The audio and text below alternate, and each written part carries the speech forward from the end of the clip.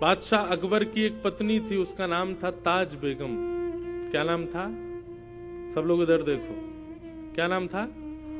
ताज बेगम। तो पहली बार दर्शन करने के लिए ताज गई हैं। विराज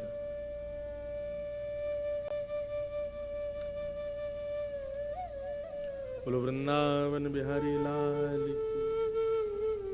बहुत ध्यान से सुनना। ताज बेगम पहली बार अकबर के साथ गोवर्धन गई। अच्छा, अकबर के ऊपर एक चीज तो लगती है कभी कभी, अकबर के ऊपर कृपा तो थी ठाकुर जी की। वो वृंदावन भी जाता था, गोवर्धन भी जाता था तो वो अकबर ही, पर उसको संतों के दर्शन खूब हुए। स्वामी श्री हरदास जी ने बड़ी कृपा की, गुसाई विठलनाथ जी का बड़ा आश्रय प्राप्त हुआ अकबर को। था तो वो मुगल, लेकिन उसके शासन में, अब मेरे पढ़ने में ना आई हो तो बात अलग है, लेकिन जहां तक मैंने देखा कि उसने कभी मंदिरों को और किसी भी हिंदू वैदिक सनातनी को कभी ज्यादा कष्ट तो नहीं दिया। दर्शन आदि करने देता था सबको। आपके ओरछा के राजा मधुकर शाह जी भी मित्र थे अकबर के। तो अकबर ऐसे कभी कभी दिग्विजय के लिए घूमने जाता था। गोवर्धन गया, गुसाई जी से प्रार्थना की कि हमको श्रीनाथ जी का दर्शन करना है। गुसाई जी बोले देखो हमारे मंदिर का निधान है, विधान है कि केवल वैदिक हिंदू ही भीतर प्रवेश कर सकते हैं भगवान। तो आपको दर्शन की यदि इच्छा है तो हमने एक ना मंदिर में खिड़की बनवा रखी है, वहां से हम दिखा देंगे ठाकुर जी आपको। अकबर बोला वहीं से दिखा दो। तो अकबर ने वहां से ठाकुर जी को देखा, ठाकुर जी को दर्शन करके वो चला गया। जैसे ही ताज बेगम बैठी उस खिड़की में और जैसे ही उस झरोके में से ठाकुर जी को देखा, अब तो स्थिति हो गई कि नेत्र बंद करे और वही छवि दिखाई दे ठाकुर जी की। यही पीछे जो छवि, ये गोवर्धन नाथ स्वरूप ठाकुर जी का, यही छवि दिखे। अब तो वो जहां जाए उसको वृक्षों की भी आकृति ऐसी दिखाई दे, उसको मयूरों की आकृति भी ऐसी दिखाई दे, वो रोटी भी देखे तो रोटी की आकृति भी ऐसी दिखाई दे। जहां देखे जित देखूं उतित श्याममयी, जहां देखे वहां श्याम सुंदर दिख रहे हैं। अब इसको आप क्या कहोगे बताओ? ताज बेगम का ना तो संग अच्छा, ना कुल अच्छा, ना परवरिश अच्छी, लेकिन फिर भी ठाकुर जी के प्रति प्रेम। इसको ये कहते हैं कि ताज बेगम नहीं गई है ठाकुर जी के पास, ताज बेगम का मन नहीं लगा है, ठाकुर जी का मन लग गया है ताज बेगम में। ये कहते हैं, इसको कहते हैं भगवत प्रीति। एक तो होता है हमको ठाकुर जी प्रिय लगते हैं, एक होता है ठाकुर जी को हम प्रिय लगे। ये कथा आदि इसलिए है भैया, हम लोग ताज बेगम जैसे तो नहीं है। ताज बेगम का जरूर पूर्व जन्म का कोई सत्कर्म होगा कि ठाकुर जी को प्रिय लगी, पर ये कथा आदि हम इसीलिए सुनते हैं ठाकुर जी को हम प्रिय लगे, हमें देख के ठाकुर जी रीझ जाएं। ताज बेगम को खूब ज्वर चढ़ने लगा, बुखार आने लगा। बादशाह ने खूब वैद्य बुलाए, हकीम बुलाए, लेकिन कोई ठीक नहीं कर पाया। एक दिन बादशाह से जाकर के ताज बेगम ने अपने मन की बात कही, बादशाह हमारा ज्वर ठीक नहीं होगा, क्योंकि ये कृष्ण विरह का ज्वर है। जब से हम आपके साथ गोवर्धन गए और जब से हमने त्रिभंग लली श्याम सुंदर को देखा, तब से सब जगह हमको वही दिखाई देते हैं। हमें लगता है हमारा जन्म आपकी सेवा के लिए या किसी और कार्य के लिए नहीं, हम उन्हीं के लिए पृथ्वी पर आए हैं। आप कृपा करके हमको वृंदावन भेजिए। अकबर ने पहले तो बहुत मना किया, लेकिन बाद में ताज बेगम की बात मान करके अकबर ने उनको वृंदावन जाने की आज्ञा दे दी। ताज बेगम वृंदावन आ गई और वृंदावन में रह करके ठाकुर जी का नित्य दर्शन करती थी।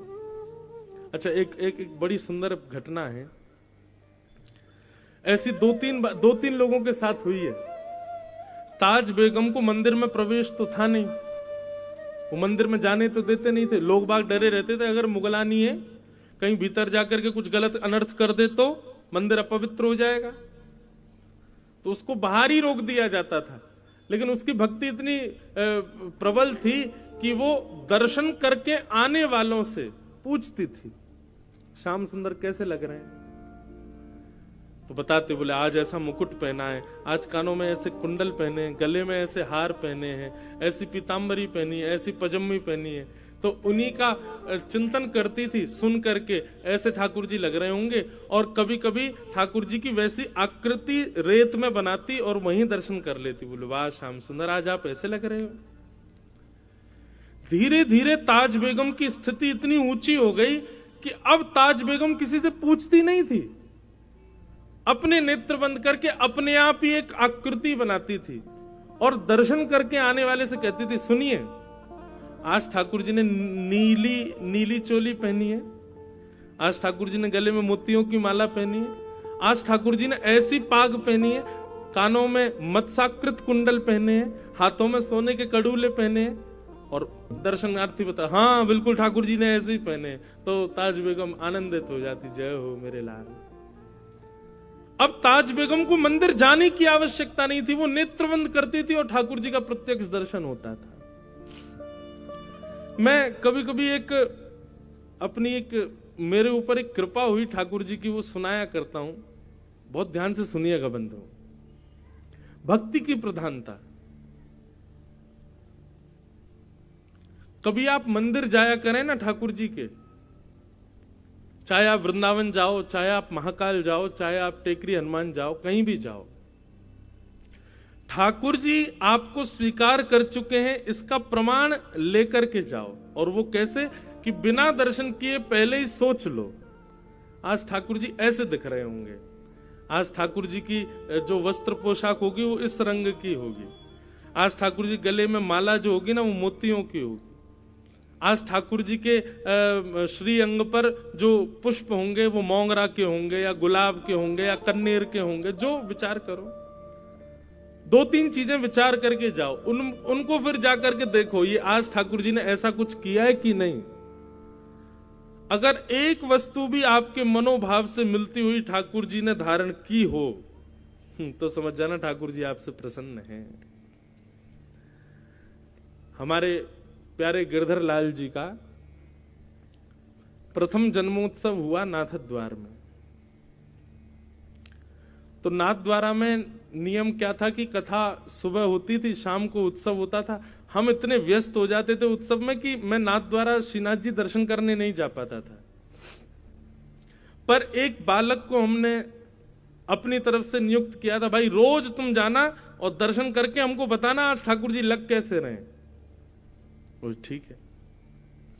तो सुबह सुबह उठ करके ठाकुर जी का स्नान आदि करा के उनका श्रृंगार करके आज जैसे पीली पीतांबरी पहना दी, सिर पर लाल पाग पहना दी, ठाकुर जी को नीली हठरी के अंदर विराजमान कर दिया। और इतने में 8:30-9 बज जाते, मैं तुरंत नाश्ता करके कथा में, वहां राजभोग आरती जब होती नाथद्वार में, उसके बाद कथा विश्राम होती थी 1 बजे। तो दर्शन में कर ही नहीं पाता था। तो पहले दिन व्यास मंच से उतर करके जैसे गया तो वो बालक खड़ा था, उसको मैंने बुलाया। मैंने, हाँ भाई दर्शन कराए तुम ठाकुर जी के? मैंने कहा हाँ। कैसे लग रहे ठाकुर जी? वो ठाकुर जी ने आज पीली पीतांबरी पहनी है, सिर पर लाल पाग पहनी है, गले में मोतियों की माला पहनी है और ठाकुर जी नीली हठरी में बैठे। मैंने कहा हमारे लाल जी की नहीं, मैं कह रहा हूं श्रीनाथ जी ने क्या। बोले हम श्रीनाथ जी का ही बता रहे हैं। मैंने कहा ये तो हमारे ठाकुर जी ने पहना है। बोले कि नहीं नहीं महाराज जी, श्रीनाथ जी ने भी ऐसे ही श्रृंगार किया है। मैंने कि भाई पहले दिन तुक्का लग सकता है, दूसरे दिन देखते हैं कुछ होता है कि नहीं। अब दूसरे दिन हमने ठाकुर जी को फिर कोई बढ़िया सुंदर नीली पोशाक पहनाई और आज कांच की हटरी में ठाकुर जी को विराजमान किया, सिर पर बढ़िया सोने का मुकुट धारण कराया, सुंदर श्रृंगार। अभी भी मुझको ऐसा कुछ नहीं था, मुझे बस लगा ठीक है कल मैच हो गया, आज थोड़ी होगा।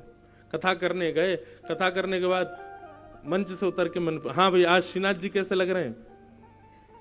बोले महाराज जी आज ठाकुर जी ने सोने का मुकुट पहना है, ठाकुर जी कांच की हटरी में बैठे हैं, ठाकुर जी ने आज लीली पोशाक धारण करी है। अब तो ये सुनकर के मेरे हाथ पांव कांपे। बस नाचने का मन करे। मैंने कहा सच बता भाई, तुम हमारे लाल जी को तो नहीं देख के आया? बोले नहीं नहीं, आपके लाल जी का मैंने दर्शन नहीं किया, मैं श्रीनाथ जी को देख के आया हूं।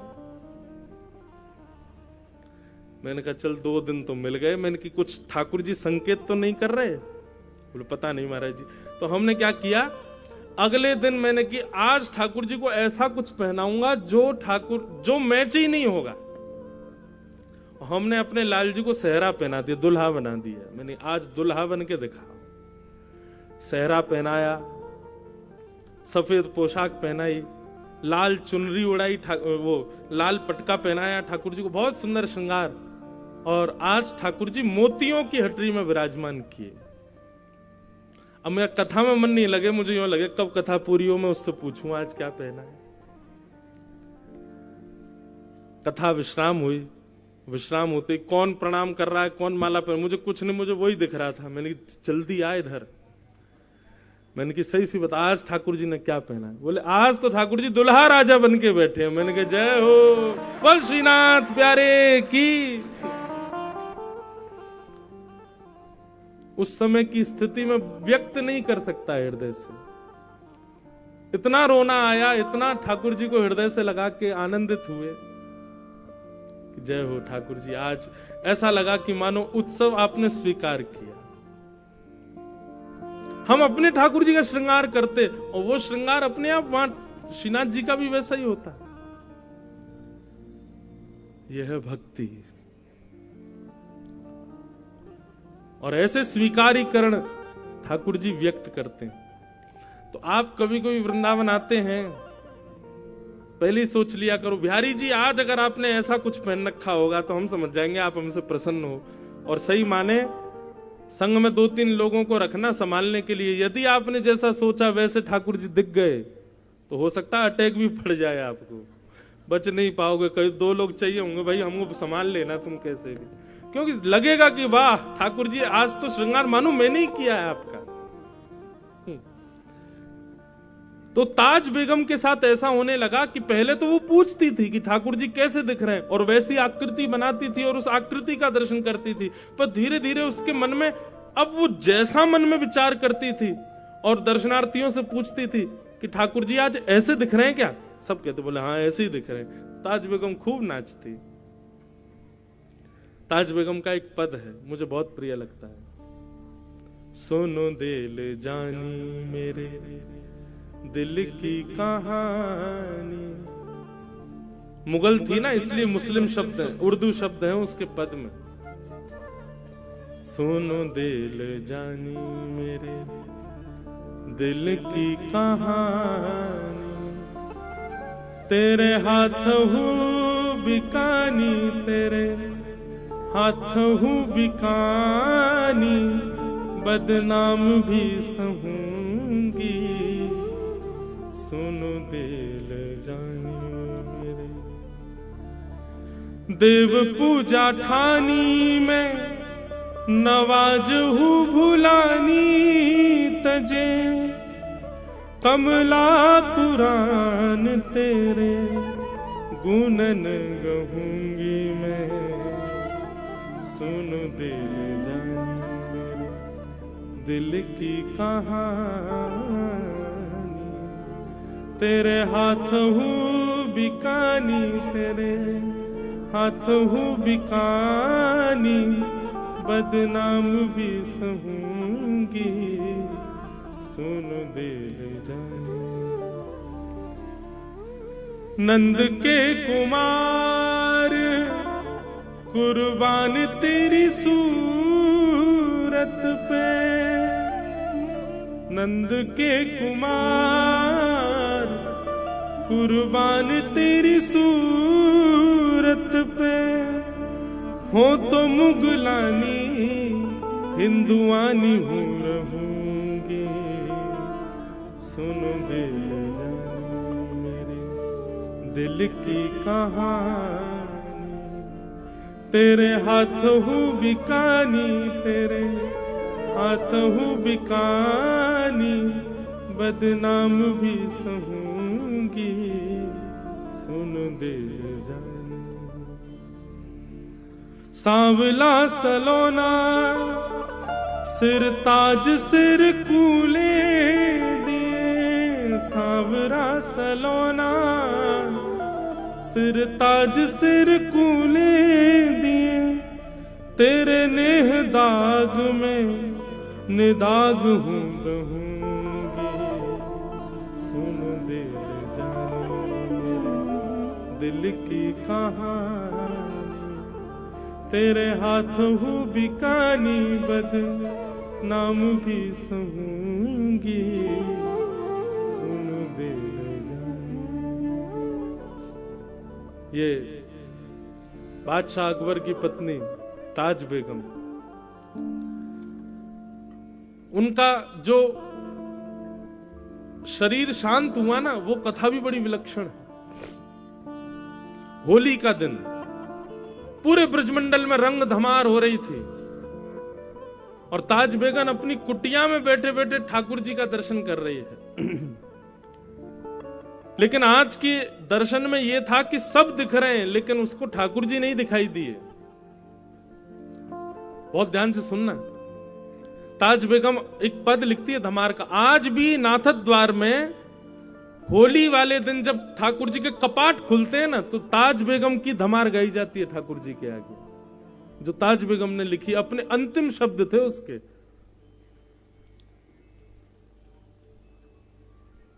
मुझे याद नहीं है पूरी धमार, पर बहुत बहुत अच्छी धमार है वो। बहुरी ढप बाज रहे, ऐसे उसका प्रारंभ है। बहुरी ढप बाज रहे, ढप बजते हैं ना हमारे वृंदावन में जब होली होती है, तो गाते गाते वो पूरे ब्रज का वर्णन करती है। नंद बाबा अबीर उड़ा रहे हैं, यशोदा मैया गुलाल उड़ा रही हैं, गोपियां एक दूसरे के गाल पे गुलाल लगा रही हैं। अरे कहां तक गए, गैया भी एक दूसरे से अपने अंग को रिगड़ करके होली खेल रही हैं। ग्वाल बाल सब यमुना जी में कूद रहे हैं। इस प्रकार पूरे ब्रज का दर्शन करते हुए अचानक लिखते लिखते वो रुक गई। 5-6 पंक्तियां लिख दी लेकिन अभी तक ठाकुर जी नहीं दिखाई दिए उनको, सब दिख गए। सबके वर्णन करते करते करते करते करते तभी ताज बेगम के मनोभाव में दर्शन दिखता है कि असंख्य गोपियां सुंदर गुलाल अबीर उड़ा रही हैं। गुलाल के एक जैसे मानो कोहरा जैसे पड़ता है, ऐसे गुलाल का कोहरा पड़ रहा है और उसमें मधुर मोर पिच्छ दिखाई दे रहा है। थोड़ी सी ठाकुर जी की वंशी दिखाई दे रही है। नीलांबर ठाकुर जी लाल लाल गुलाल के बीच में से जैसे ही निकल करके आए, ताज बेगम को लगा मानो प्रत्यक्ष ठाकुर जी सामने आ गए। और वो दर्शन करते ही आधा अधूरा पद लिखा था, वहीं ताज बेगम के प्राण निकल गए। तो वर्णन करते हैं ताज बेगम अपना पद पूर्ण नहीं कर पाई और उनके प्राण निकल गए। तो जो अधूरी एक पंक्ति रह गई थी ना, उस दिन जिस दिन ताज बेगम के प्राण निकले, उस दिन आकाशवाणी हुई वृंदावन में और स्वयं श्री राधा रमन लाल जी ने अंतिम पंक्ति पूरी की। नृतत आवत ताज के प्रभु, गावत गीत धमार। ये ठाकुर जी की पंक्ति। सब रस चर्चाएं बंधुओं, सबके समझने के वश की बात नहीं, पर अद्भुत है।